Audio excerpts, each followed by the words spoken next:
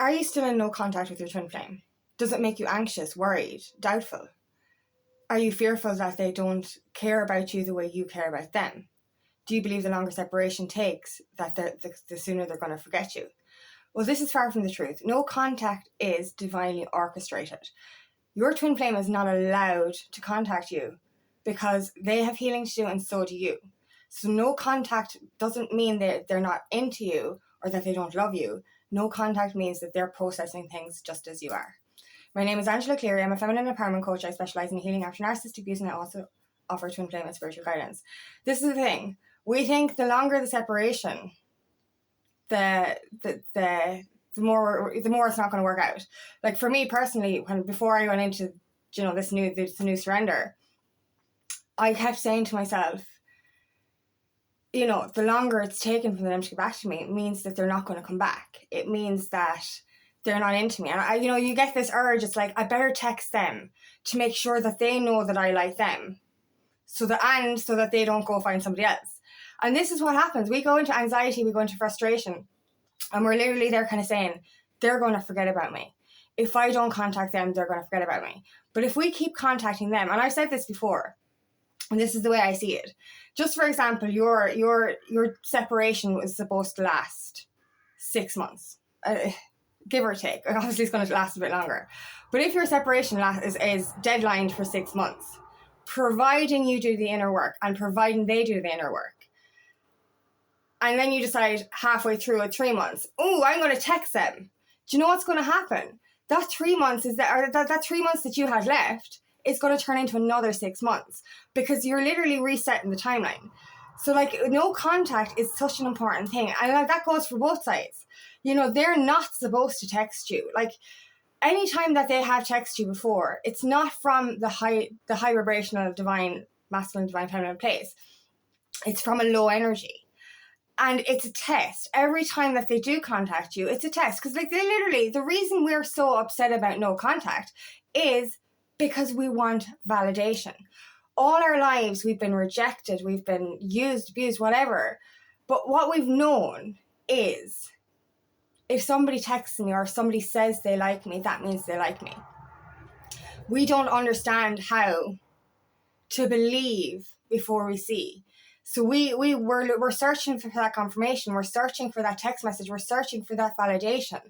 Hey, once they tell me I'm lovable, I'll be lovable. Once they tell me I'm worthy, I'll be worthy. And this is so important. This is I'm screaming at myself. I'm screaming at others to do this. You cannot expect your divine counterpart to be the reason for your worth. You're sitting there and you're saying to yourself, I will feel better when they text me. I will feel better when we've got communication. I will feel worthy of their love once they tell me I'm worthy of their love. I'm sorry, but we are worthy of love from the moment we're born. Why are we allowing another person to dictate our worth? And the thing is, our twin flame isn't really the reason we feel unworthy. It's our past. It's our childhood. It's our past relationships. It's how we've been treated in the past. And yes, our twin flame behavior triggers this, but it's not the cause of it. And we're sitting there telling ourselves, everything will be okay once I get validation. The whole objective of the twin flame journey and the spiritual awakening journey is inner fucking healing. That is it. If you want your divine masculine to text you, if you want, or divine feminine, doesn't matter which is whichever one is the runner, I suppose. If you want them to text you, then you have to actually start to choose yourself. You're sitting there feeling unworthy of love. You're sitting there saying that I'm not good enough. They're not going to choose me. They're going to choose someone else. So I better text them and run after them. Oh, why do we do this? And I was doing this as well. I even did it lately. You know what I mean? I actually, it turns out I was blocked. I've never been so happy to be blocked in all my life, because I sent a message. I broke through my boundary and I said, shit, he's going to find someone else, so I better text him. And I've never, usually I'd be triggered by being blocked, but I was like, oh, thank God. Because literally I was like, I'm so glad that message didn't go through, because that would have reset my timeline and would have set me back a long time. You know what I mean? I literally, out of desperation, texted him, and I was just like, I'm so glad he did not see that message, because I have to become empowered on my own. seeking, like, you know, we're in this energy of, like, I've done this before. It's like, literally, the longer it takes, it's like, they're never coming back. They're never coming back. And like, what the real reason for that fear is I don't feel good enough. Why would they choose me? He's going to choose someone else. She's going to choose someone else. You know, it's never going to be me because I was never chosen in the past. People don't love me. People don't value me. And you know why? Because you don't value and love yourself. We've spent our whole lives being rejected. Spent our whole lives being treated badly because we haven't treated ourselves with respect first.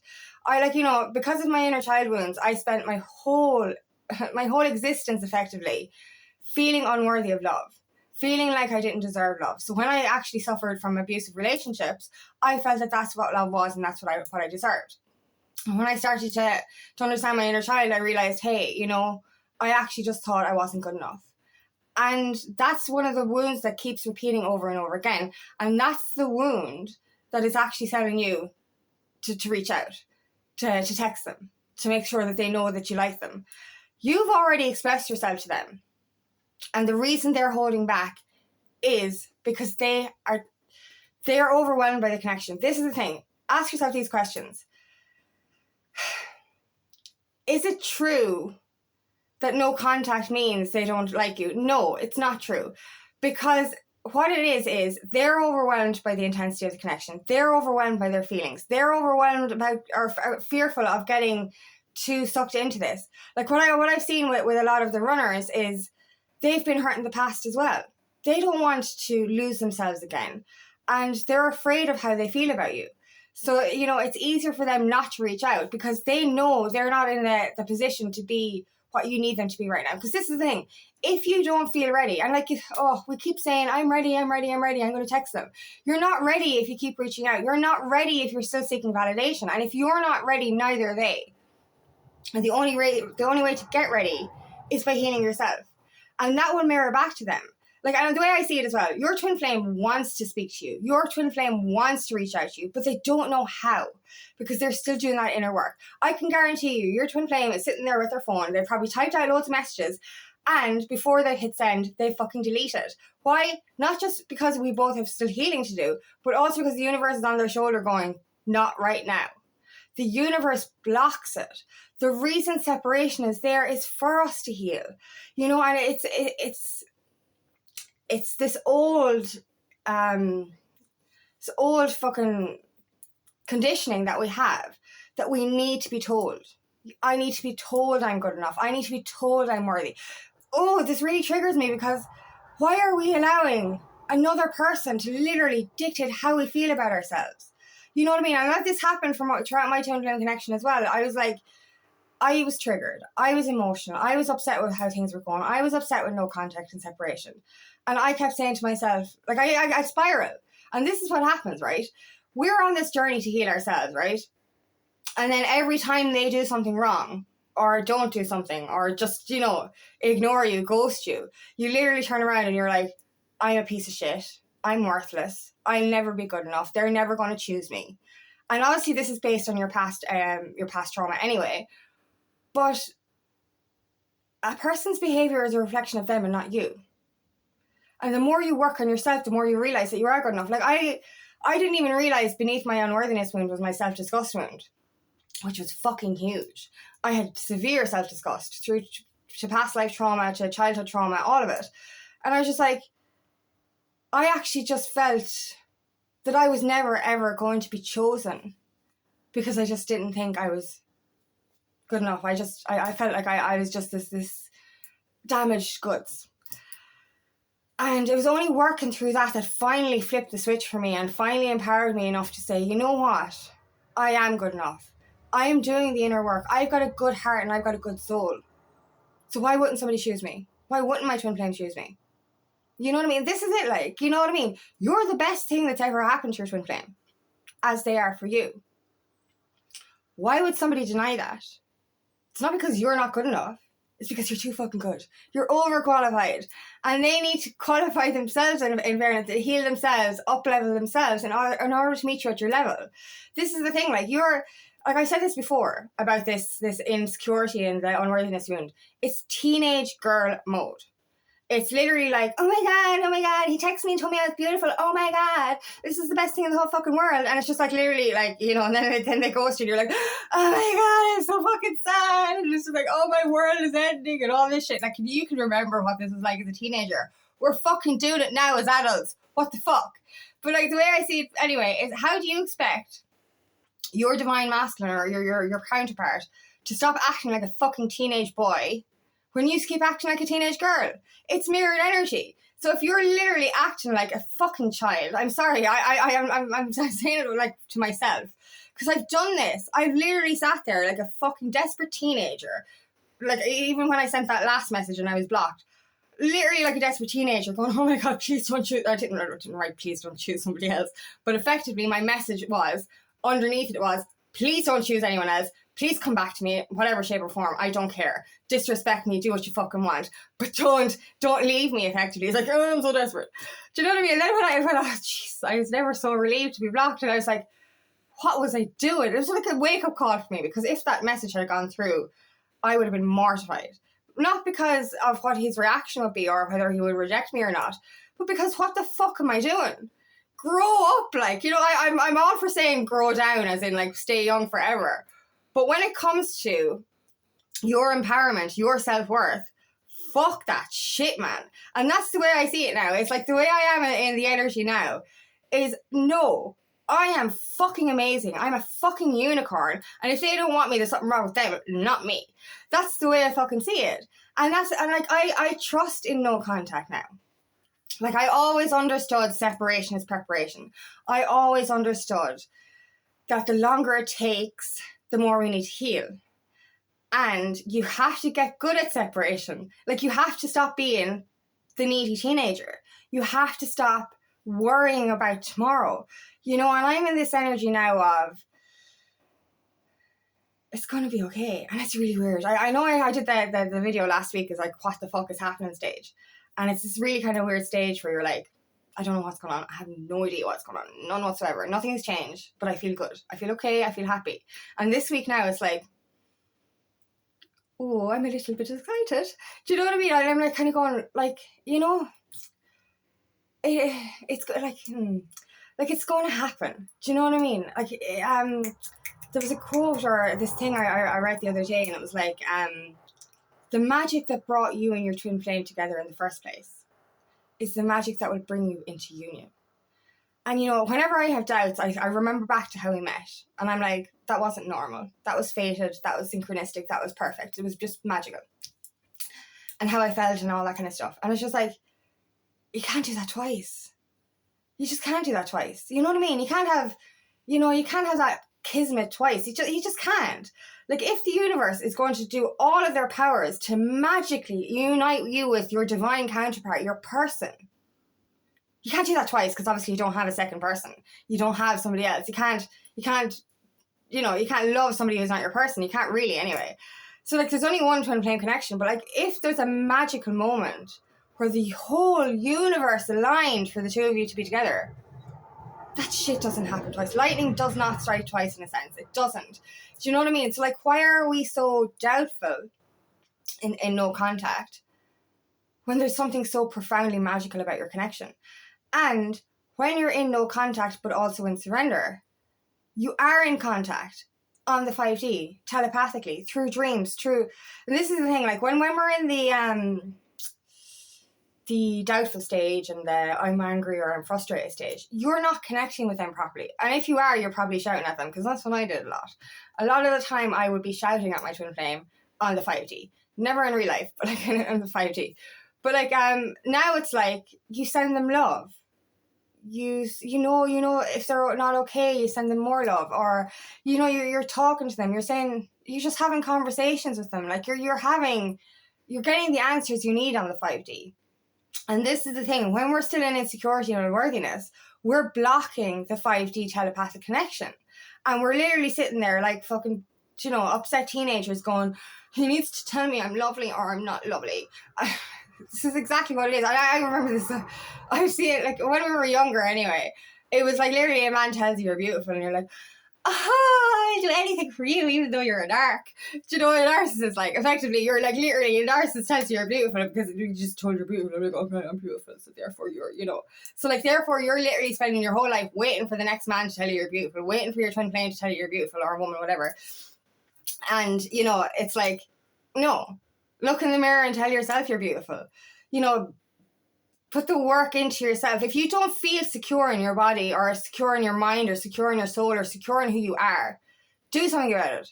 Because that's the way I was. It was like literally sitting there depressed going, I'm so sad, and I wasn't healing my wound. Well, I was healing my wounds, but there was a deeper fucking wound. That unworthiness wound just kept coming back up, and it was only when I found the self-disgust wound, I was like, that's what it is, And, it doesn't come up as it used to. You know what I mean? I don't get as upset as I used to. I think about my twin flames behavior, our last conversation, and I used to really, really fuck me up. And now I think about it and I'm like, that's kind of sad, but I'm okay. Because I've done the work on myself. Like, I've literally transformed for feeling self-disgust. That's how bad it was. And I didn't even know. I thought it was just an unworthiness. But I was overeating and I was comfort eating. I was like, just distracting myself an awful lot, and I was disconnected from myself because I actually just thought I was a disgusting piece of shit. And that's not just because of my child, it's because I was fucking told that by my fucking ex as well. Like, do you know what I mean? Well, not in those words, but, useless piece of shit is probably what he used to call me. But anyway, these were things that were affirmed to me. And I believed my whole life that I was just this disgusting, damaged piece of goods. And now, because I flipped the switch, I'm like, that's not true. And effectively, that was, like, a lot of the times when we get stuck in that unworthiness wound, which was told to me by a fellow coach, it was like, it could be self-sabotage. And initially I was triggered. I was like, I'm not self-sabotaging myself because I feel unworthy. And then I was like, hold on now. I'm holding on to an identity that is no longer mine. And that never was mine in the first place. It was a learned identity. So therefore I can actually remove that identity and embody the person I truly am. And I'm a good person. Our past doesn't define us. You know what I mean? And like, if you can safely say that you're a good-hearted soul, then why would you let another person's behavior or rejection tell you you're different? There's something wrong with somebody else if they're not, your twin flame is doing the inner work as well. They're afraid of you, effectively. They're intimidated by you because you're shining like a fucking diamond, and they think they're that piece of coal. And like, they are that diamond as well. They're that diamond to you. But until they see themselves as a diamond, and until you see yourself as a diamond, you're both going to feel like pieces of fucking coal. That's effectively it. Like, you're both going to feel like you're not good enough. And if you feel like you're not good enough, they feel like they're not good enough for you. They're not rejecting you because you're not good enough for them. They're rejecting you because you're too good. And you're not too good. They think you're too good for them. So they're taking that step back because they don't think that they're worthy of you. Because you don't think that they're worthy of them. And this is the mirrored energy. So the minute you start to, love yourself, value yourself, feel worthy in yourself, that's how they're going to feel about themselves as well. And that's when they'll come forward. So no contact just means more healing. No contact means that they're overwhelmed, that they feel unworthy. You know what I mean? And like, if you don't come into your empowered state, how do you expect them to do it? Like, you're sitting there in your disempowered, unworthiness wound state, and you're literally saying to yourself, why can't you be a good person? Why can't you be your divine masculine self? Why can't you do this? Why can't you do that? This happens in fucking relationships. When relationships have a bit of an imbalance. It's literally one person saying to the other, you're a fucking piece of shit. You did this wrong. You did this wrong. You did this wrong. Everything is fucking reflected. So ask yourself, what the fuck are you doing wrong? Sorry, that really triggers me when people blame the other their partner for shit that they're fucking doing. Ugh, own your fucking shit. Anyway, so the way I see it in the twin flame connection is, own your shit. Like, like you're sitting there angry with them for not choosing you, upset with them for not choosing you, upset with them for ghosting you, and you're angry with them for running. But like, in actual fact, they're only feeling unworthy as well. You're being angry with somebody who's in pain. It's not fucking fair. I know I've done this and I feel bad, but like, Like, if you're angry with them, you're angry with yourself. Use everything as a reflection. But stop being so hard on them. Can you imagine this shit? Like, you know, I've said this before. We've been on the awakening journey. The More Awakened Twin has been on the fucking journey for a long fucking time. And I know fucking how hard it is. But we've had time to get through it. A big space of time. Your twin flame has a really small space of time to do all the same fucking work that you did. And you're running after them, telling them to cop the fuck on. Hello now. Give them a moment to get used to the fact that they're not in this old reality anymore, and that their whole fucking life has been a lie, and that they're waking up to the truth of why they're on this planet. You know how hard that is. You know.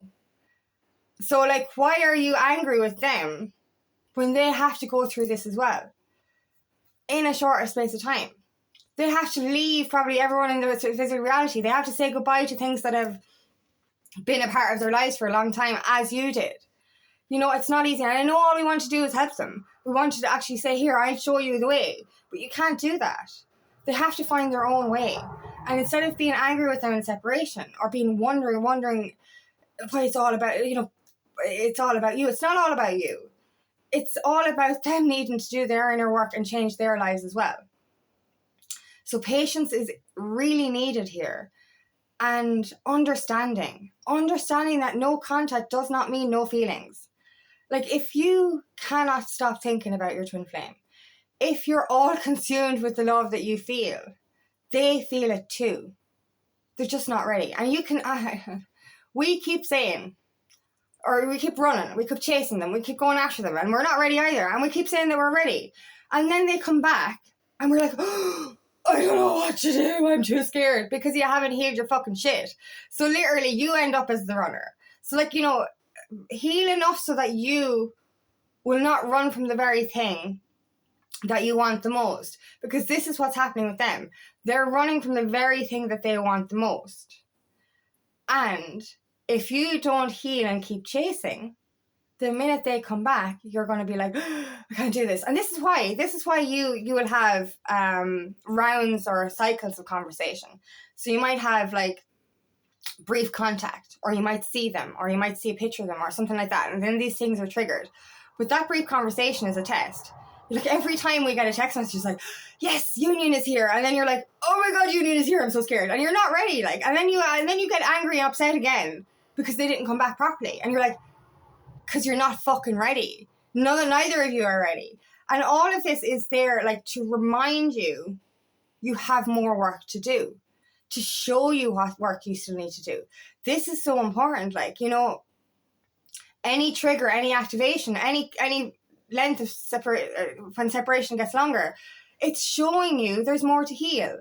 You know, and instead, like, if we do this, it's like, oh, I'll do the work when I'm triggered, and then all of a sudden, like, time goes on, and then you start neglecting yourself, then you get triggered again, and then you start neglecting yourself. You know what I mean? It's just literally this vicious cycle. But all you have to do is come back and choose yourself and empower yourself. And this is what I've done in this time around. Is I'm no longer feeling like shit. Yes, I go through days where I don't feel sexy, or I don't feel good in myself, or, you know, there is that moment I'll go, oh God, you know, he'll never like me. Do you know what I mean? But then I'm like, no, excuse me, hello, what? Do you know what I mean? I'm fucking gorgeous, I'm beautiful.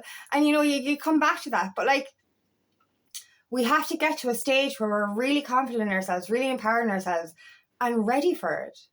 Because that will mirror back and reflect back to them.